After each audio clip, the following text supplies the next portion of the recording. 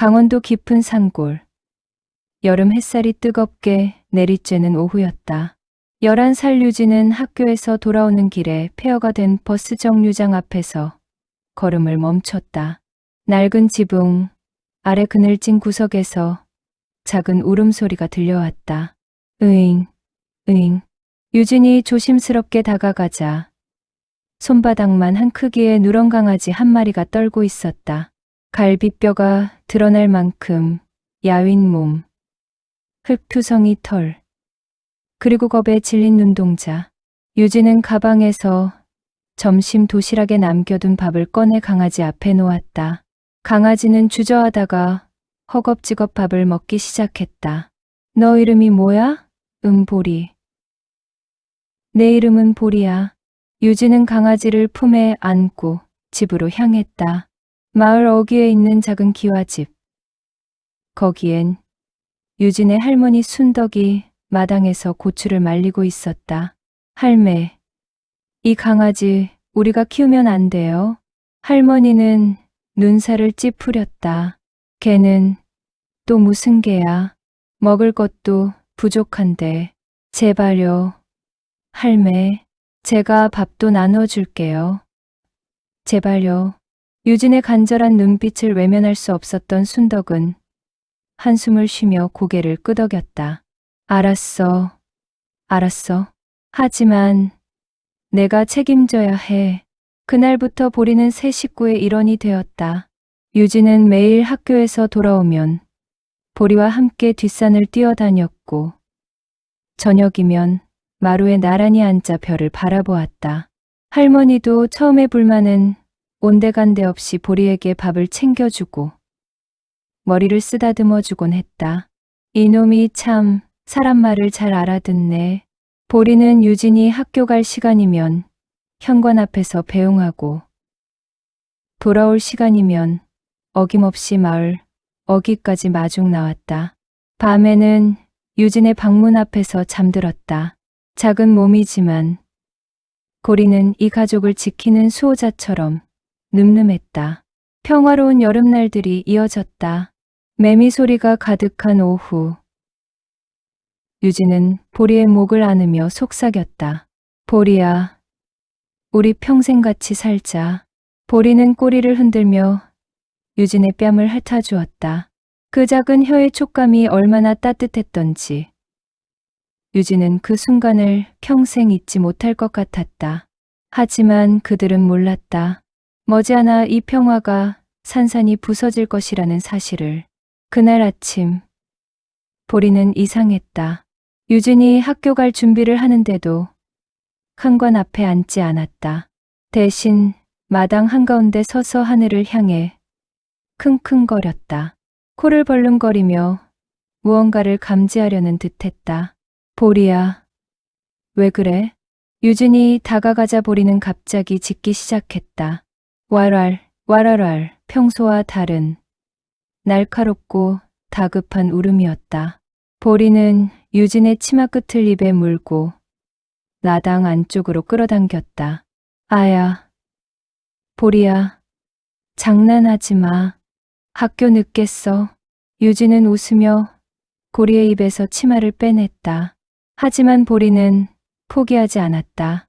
유진의 신발을 물고 가방끈을 잡아당기며 필사적으로 막아섰다. 이 녀석이 왜 이러지?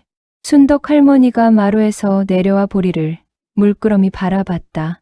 걔가 저러는 건 이유가 있어. 무슨 냄새라도 맡은 게 아닐까?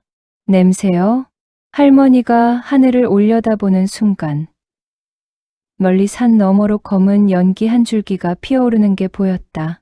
처음엔 작은 시루라기 같았지만 시간이 지날수록 점점 굵어지고 있었다. 저게 뭐지? 마을에 관해서 확성기 소리가 울려 퍼졌다. 주민 여러분, 북쪽 산에서 산불이 발생했습니다.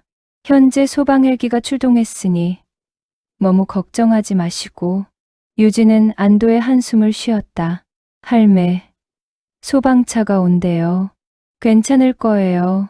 그래. 그럼 학교 다녀오렴. 유진이 대문을 나서려는 순간 고이가 다시 한번 유진의 바지를 물었다. 눈빛이 간절했다. 마치 가지마, 위험해라고 말하는 것 같았다. 보리야, 괜찮아. 금방 올게. 유진은 보리의 머리를 쓰다듬고 학교로 향했다. 뒤를 돌아보니 보리는 대문 앞에서 꼼짝도 하지 않은 채 유진을 바라보고 있었다. 꼬리는 축 늘어져 있었다. 오후가 되자 바람이 거세졌다. 교실 창문 밖으로 보이는 하늘은 어느새 잿빛으로 변해 있었다.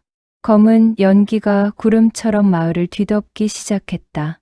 얘들아, 수업 중단한다. 당장 집으로 가. 선생님의 다급한 목소리에 아이들이 우르르 교실을 빠져나갔다. 유진도 가방을 집어들고 뛰었다. 창밖으로 보이는 산은 이미 붉은 불길에 휩싸여 있었다. 보리 할매. 유진의 가슴이 쿵쾅거렸다. 보리의 그 간절한 눈빛이 자꾸만 떠올랐다. 보리는 알고 있었다. 이미 아침부터 알고 있었던 것이다. 유진은 숨이 턱까지 차오르도록 마을을 향해 달렸다. 하늘에서 재가 눈송이처럼 내려앉기 시작했다. 유진이 집에 도착했을 때 마을은 이미 아수라장이었다. 할매. 보리야. 유진은 목이 쉬도록 소리쳤다. 집 주변으로 연기가 자욱했고 열기가 얼굴을 찌르듯 따가웠다. 대문을 열자 보리가 미친 듯이 짖으며 달려왔다. 와랄랄. 끼잉. 보리는 유진의 다리에 매달리더니 안쪽을 향해 짖었다. 마루 위에 할머니가 기침을 하며 쓰러져 있었다. 할매. 유진은 할머니를 부축해 일으켰다. 순덕의 얼굴은 재투성이었고 숨을 쉴 때마다 가슴이 거칠게 오르내렸다. 유진아, 빨리 나가야 해. 네. 할매, 제가 모실게요. 유진이 할머니를 부축해 대문 쪽으로 향하는 순간 뒤편 산에서 굉음과 함께 불길이 치솟았다. 뜨거운 바람이 휘몰아쳤고 마당의 나무들이 순식간에 불타오르기 시작했다. 안 돼. 집으로 가는 길이 막혔다. 유진과 할머니는 집 안으로 다시 들어갈 수밖에 없었다. 보리는 문 앞에서 앞발로 미친 듯이 문을 긁었다. 낑, 낑. 보리는 안으로 들어가려 했지만 연기와 열기가 너무 강해 몇 발자국도 나아갈 수 없었다. 작은 몸이 열기에 밀려 뒤로 나자빠졌다. 보리야, 위험해, 물러나. 유진이 창문 너머로 소리쳤지만 보리는 다시 일어나 문을 긁었다. 발톱에서 피가 났지만 멈추지 않았다. 가족을 구하기 위해 필사적이었다. 그때 마을 입구에서 소방차 사이렌 소리가 들려왔다. 저기 사람 있어요. 소방대원들이 호스를 들고 달려왔다.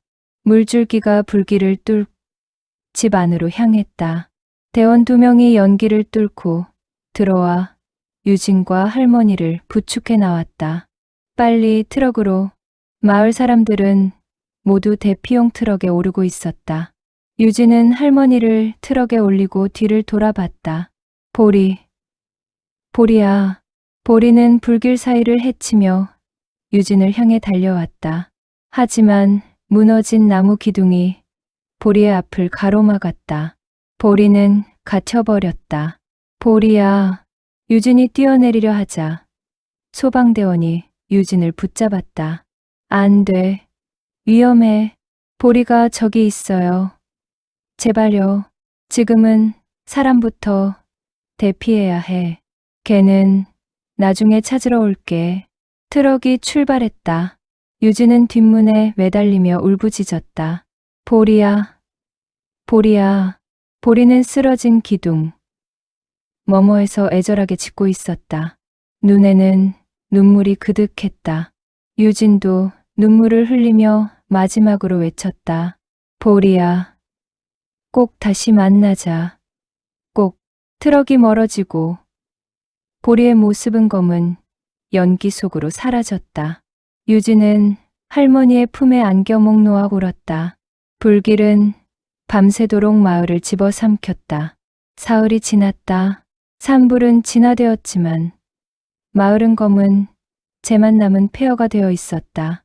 나무들은 숫덩이처럼 탄 채 서 있었고 집들은 기둥만 앙상하게 남았다. 그 잿더미 사이 보리는 살아 있었다. 무너진 기둥 틈을 빠져나온 보리는 뒷다리를 절뚝거리며 걸었다. 화상을 입은 발바닥이 아팠지만 멈출 수 없었다. 유진을 찾아야 했다. 낑. 보리는 유진의 냄새를 찾아 마을을 헤맸다. 하지만 모든 것이 재와 연기 냄새로 뒤덮여 있었다. 익숙했던 집터, 마당, 마을, 어귀 모두 사라지고 없었다. 배가 고팠다. 사흘 동안 아무것도 먹지 못했다. 목도 바짝 말랐다. 보리는 비틀거리며 숲속으로 들어갔다. 깊은 숲속. 다행히 불길이 닿지 않은 곳이 있었다. 작은 시냇물이 흐르고 있었다. 보리는 물가로 다가가 정신없이 물을 마셨다. 차가운 물이 목구멍을 타고 내려가자 조금 기운이 났다. 쪼로롱, 쪼로롱. 풀숲 사이에서 새소리가 들렸다. 보리가 고개를 들자 나무 밑에 작은 새끼 다람쥐 한 마리가 떨고 있었다. 아마도 산불에 어미를 잃은 듯했다. 보리는 천천히 다가갔다. 새끼 다람쥐는 겁에 질려 움츠러들었지만 도망갈 힘도 없어 보였다. 보리는 시냇가 근처에서 떨어진 도토리 몇 개를 발견했다. 입에 물고 와서 새끼 다람쥐 앞에 조심스럽게 내려놓았다. 끽. 다람쥐는 놀란 눈으로 보리를 바라봤다. 보리는 한 걸음 물러나 앉았다. 다람쥐는 망설이다가 도토리를 집어들고 조금씩 먹기 시작했다. 보리도 배가 고팠지만 그냥 지켜만 봤다. 유진이 자신에게 처음 밥을 나눠줬던 그 순간이 떠올랐다. 보리는 본능적으로 알고 있었다. 약한 생명을 지켜야 한다는 것을. 해가 저물었다. 보리는 나무 밑에 자리를 잡고 누웠다. 다친 다리가 옥신거렸다. 하지만 그것보다 더 아픈 건 마음이었다. 유진아, 어디 있니? 보리는 하늘의 별을 바라봤다.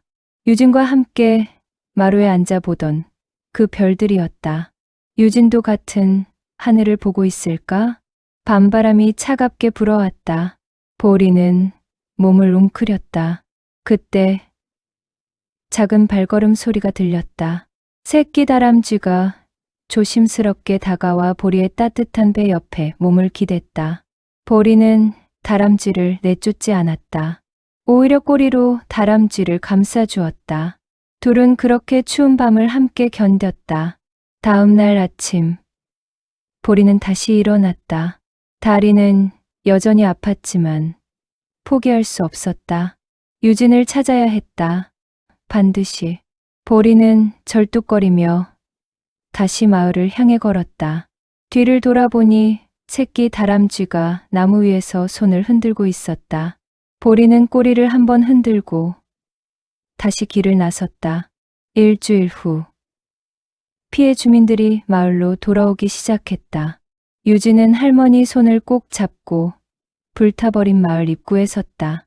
한때 푸르렀던 산은 검게 그을린 채 흉터처럼 남아 있었다. 집들이 있던 자리에는 무너진 벽돌과 재만이 쌓여 있었다. 유진아, 괜찮겠니? 할머니가 걱정스럽게 물었다.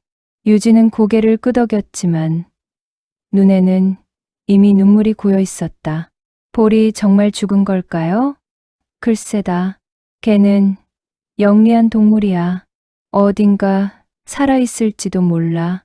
하지만 할머니의 목소리에도 확신은 없었다. 일주일 동안 이 뜨거운 여름, 물도 먹이도 없이 살아남기란 쉽지 않았다. 유진은 천천히 집터를 향해 걸었다.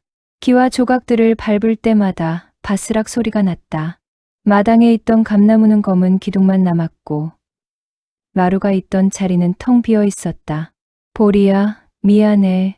유진은 무릎을 꿇고 쟤를 쓰다듬었다. 눈물이 뺨을 타고 흘러내렸다. 그날 아침, 보리의 경고를 무시한 게 너무 후회됐다. 만약 그때 보리의 말을 알아들었더라면, 낑, 어디선가 희미한 소리가 들렸다. 유진은 고개를 들었다. 바람 소리였을까? 아니, 분명 무언가 들렸다. 끼잉, 끼잉. 소리는 집터 뒤편 언덕에서 들려왔다. 유진은 벌떡 일어나 언덕을 향해 뛰었다. 보리야? 보리야. 언덕 위에 오르자 유진은 그 자리에 얼어붙었다. 그곳에 보리가 있었다. 야위고 더러워지고 다친 다리를 절뚝거리면서도 보리는 거기 있었다. 꼬리를 천천히 흔들며 유진을 바라보고 있었다. 보리야. 유진이 달려가자 보리는 힘없이 꼬리를 흔들며 유진의 품에 안겼다. 유진은 보리를 꼭 껴안고 목 놓아 울었다. 보리야. 보리야 살아있었구나. 살아있었어. 보리는 유진의 뺨을 핥아 주었다. 작은 혀의 감촉이 여전히 따뜻했다. 유진은 보리의 상처투성이 몸을 어루만지며 계속 울었다. 할머니. 보리예요. 보리가 살아있어요. 언덕 아래에서 할머니가 올려다봤다. 할머니의 눈에도 눈물이 고였다. 그래. 그래 얘는 너를 지키려고 끝까지 남은 거야. 할머니는 천천히 언덕을 올라와 보리의 머리를 쓰다듬었다. 보리는 할머니의 손에 코를 비볐다. 이제 다시는 떨어지지 말자. 보리야. 해질녘 세 식구는 무너진 집터 위에 나란히 앉았다. 불타버린 마을. 잿더미만 남은 삶의 터전. 하지만 그들은 함께였다. 유진은 보리를 무릎에 안고 하늘을 바라봤다. 별이 하나둘 떠오르기 시작했다. 보리와 함께 마루에서 보던 그 별들이었다. 보리야. 우리 다시 시작하자. 여기서 다시. 보리는 유진의 손을 핥으며 꼬리를 흔들었다. 그 작은 꼬리에는 희망이 담겨 있었다. 무너진 집터 위. 세 식구는 새로운 내일을 꿈꾸며 밤하늘을 바라보았다. 함께라면 다시 시작할 수 있었다. 언제나 그랬듯이. 보리와 유진의 이야기는 어쩌면 우리 인생의 축소판일지도 모릅니다. 잃는 것보다 지키는 게 더 어려운 세상에서 끝까지 남은 마음이 진짜 사랑입니다. 오늘 이야기 마음에 남았다면 좋아요와 구독으로 따뜻한 응원 부탁드립니다.